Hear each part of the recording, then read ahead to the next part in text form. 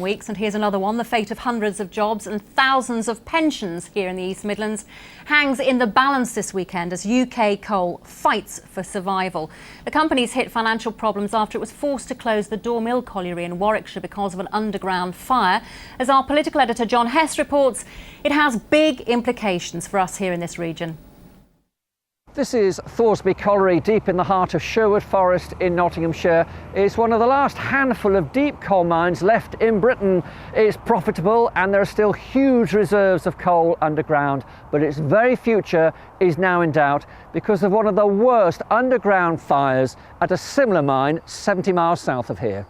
Daw Mill Colliery in North Warwickshire. It's been forced to shut. Several hundred miners have been laid off. Given that it was the most ferocious fire in 30 or 40 years of UK mining, we have had no option but to actually close that mine permanently. That is a fact. Uncertainty over the future of UK coal, Britain's largest coal producer, has knock-on effects at Thoresby, Nottinghamshire's last working pit. The outcome will affect the remaining workforce and the pensions of thousands of retired miners who used to work in the East Midlands coalfield. Alan Bell's worked at Thoresby as a fitter since he left school.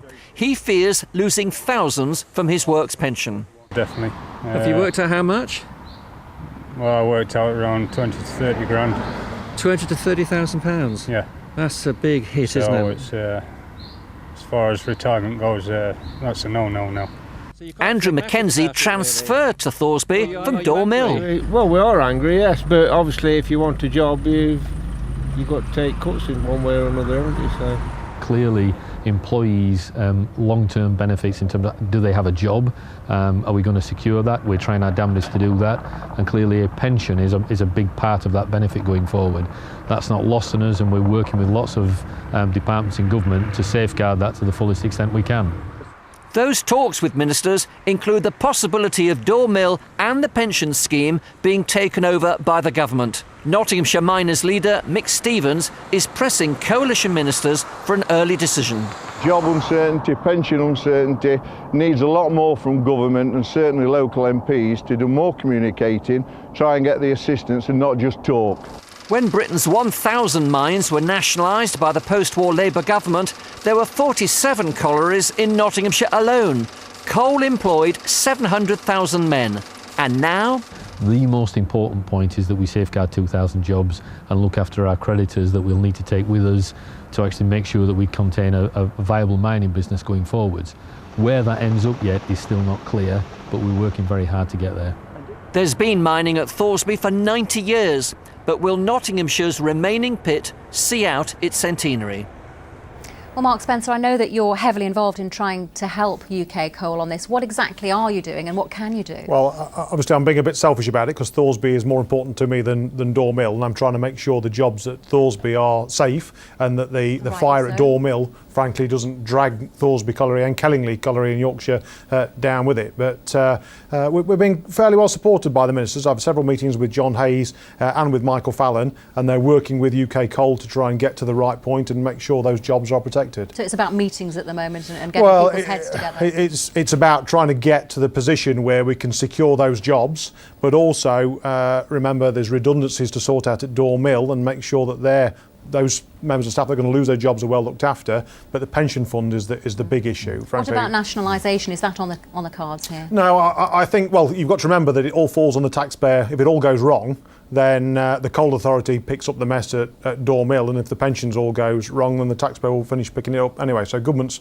pretty well motivated to sort this out, but it needs UK Coal and the unions to come to some sort of agreement as the best way forward. So definitely not nationalisation. I don't see that. I think Thoresby stacks up on its own. You know, it's a commercial pit. It makes a profit, and it's very well run. So there's no need to nationalise it. Vernon, there's a good chance that some of these miners and pensioners may be from your constituency. What are you doing? How are you getting involved? Well, we're trying to do, as Mark says, I think all of us have a purpose of standing together and working together to try and get a solution to this, because obviously it impacts right across the whole of our region and across and impacts on many of our constituents.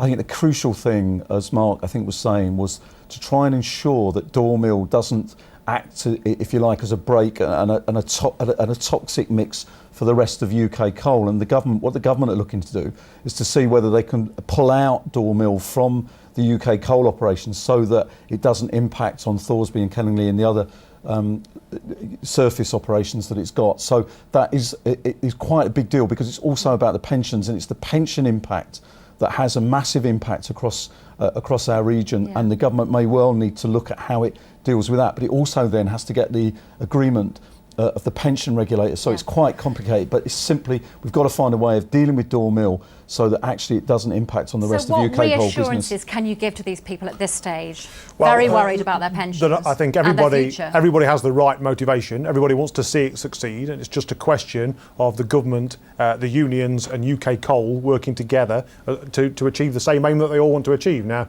at the moment, there's a bit of difference as to how to get there, and a bit of friction between UK Coal and the union over redundancy, whether they're enhanced redundancy payments or statutory, and I hope we can find some common ground and find a way forward. And what sort of role are you hoping to play in that? Well, I mean, number one, it's putting pressure on those ministers so they understand the issue and they know what we want to achieve, and make sure that they're focusing on getting to the right point. And they have to realise how big a deal this is for the region.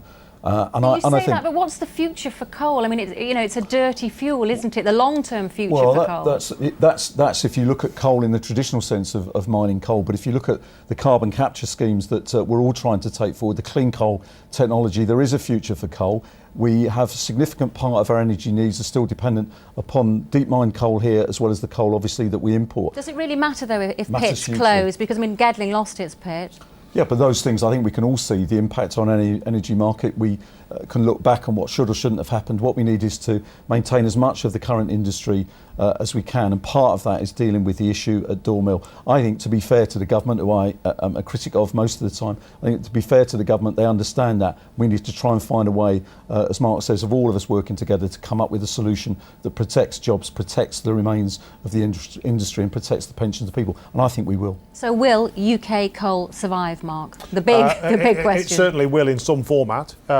Clearly it won't have 3 pits, 3 deep mines in its portfolio. I'd like to see Daw Mill separated to one side, Thoresby and Kellingley carried on, and continue to generate profits for their workers and their staff.